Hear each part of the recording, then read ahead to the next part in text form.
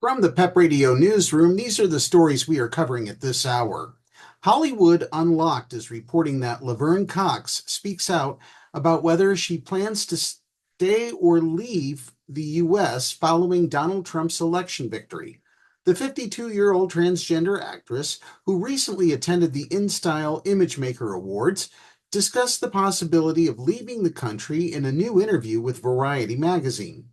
The Orange is the New Black Star shared that she and some friends are concerned about Trump's anti-trans rhetoric and are thinking about getting out of the US. We're doing some research on different cities in Europe and in the Caribbean, Cox revealed. I don't want to be in too much fear, but I am scared. As a public figure, with all my privilege, I'm scared. And I'm particularly scared because I'm a public figure. I feel like I could be targeted. I think they spent close to $100 million on anti-trans ads. It's deeply concerning.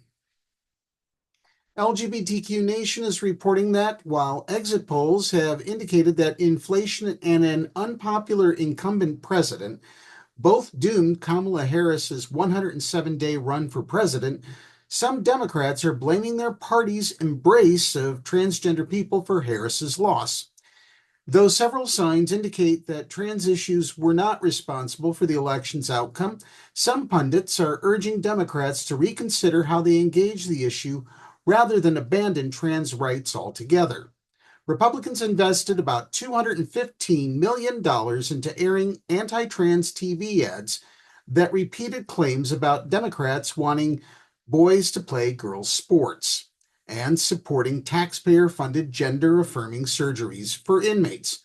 One ad, aired repeatedly during football games to reach male voters and suburban women, showed pictures of Harris next to a drag queen, a trans woman, and a non-binary person, and ended with the tagline, "Kamala is for they/them, President Trump is for you."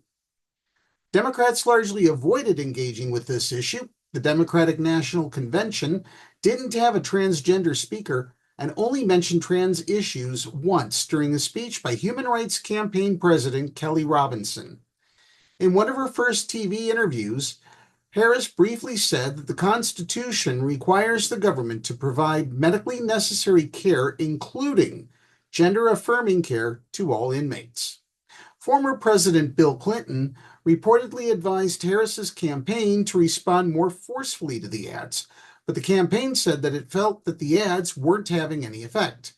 However, one poll showed about 64% of voters said they viewed anti-trans attack ads against Harris, and Future Forward, a pro-Harris super PAC, found that Trump's ad against Harris shifted the race 2.7 percentage points in Mr. Trump's favor after viewers watched it.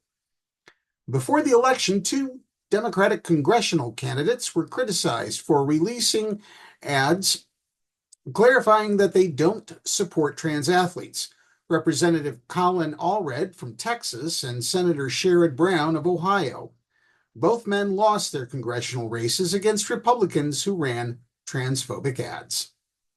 Joe Scarborough, host of MSNBC's Morning Joe news talk program, said that the anti-trans ads had a bigger impact than any ad that ran, and said that the issue has even alienated Democratic voters who have daughters playing sports and are afraid of publicly discussing trans athletes for fear of being canceled for something politically incorrect.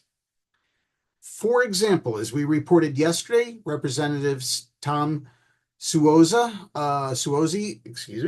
of New York and Seth Moulton of Massachusetts both recently said that Democrats shouldn't be defending, quote, biological boys playing in girls' sports, end quote. This doesn't mean that the Democrats need to run from the issue or continue to discuss it in terms of boys playing girls' sports. As an example of how Democratic candidates could address the issue head-on, trans journalist Aaron Reed pointed to Jeff Jackson, a Democrat who recently won his race to become North Carolina's next Attorney General, as an example of how to effectively counter anti-trans messaging.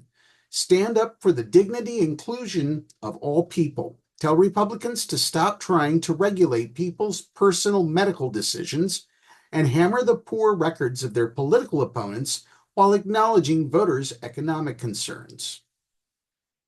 For more details on this story, click the link on the PEP Radio page of the Pennsylvania Equality Project website, paequality.com. If you like the stories we are sharing, be sure to download the Live 365 app to take us with you wherever you go. And if you are watching us on YouTube, be sure to click the subscribe button and like our videos. That's the news at this hour. For the Pennsylvania Equality Project and PEP Radio, I'm David Moore. And now back to more music on PEP Radio.